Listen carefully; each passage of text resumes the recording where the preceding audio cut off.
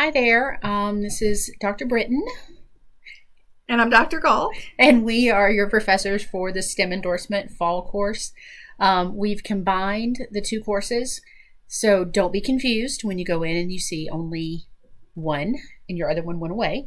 It's on purpose. Well, you'll have two that went away and they were replaced by one. Yeah. Right. We try to do it this way because STEM is integrated. It's interdisciplinary, and we want you to start seeing it that way.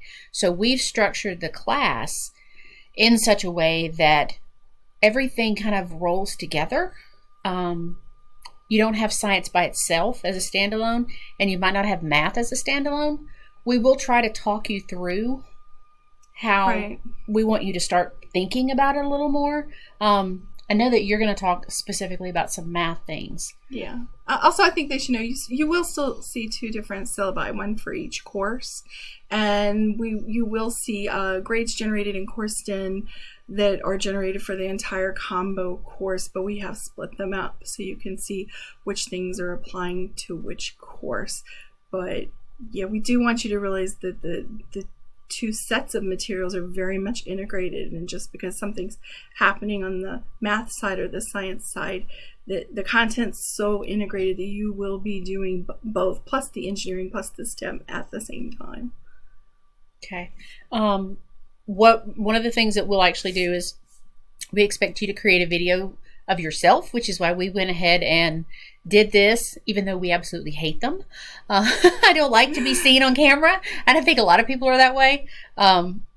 Anyway, let us know if you've got questions. And I guess background, I'm a former biology teacher, high school biology teacher. I teach elementary science methods, and I have for the last 9 years. So I feel pretty comfortable in getting you going with how science connects to everything else. And I come from a background of teaching math in middle schools and high schools, and then working in intervention in elementary school with math students who were struggling. So that's my mathematics education background. We both have a very strong interest in integrating subjects because we believe that brings about the best results for our students and gives them ways to connect with the material that maybe just aren't there when they're in their siloed subjects for all of them. And one of the things that I think you've probably seen is that we focus on social justice. That's what this endorsement is all about. So a lot of the ones you've seen, or a lot of STEM, is about, oh, let's get the best jobs and let's have the best economy and all of those things that are making us a competitor in the national workforce. But I think more importantly, it's how can we use all of that information and all of that knowledge to make our communities better, and to give more opportunity to people who may not have those same opportunity. I hate to say opportunities again. Yeah, I think it's about equitable access. It's about providing pathways for your students, but also for the people your students will impact when they become adults. And one of the other things, seeing this is how we function in this class. So we feed off each other a lot, and we're hoping that that's going to show you the value of having colleagues who may have a different background, but will bring so much to the table and help you understand more of what you can do in your own classroom. So Very much so. okay, let us know if you need us. Well, let me add one more thing about Okay. the math, because I think sometimes it seems like it would be the easiest thing to put into STEM because it's right there at the end of it. It's the mathematics in the STEM. And once people get into it, they find out when they get into it that the mathematics sometimes is the hardest part to pull in.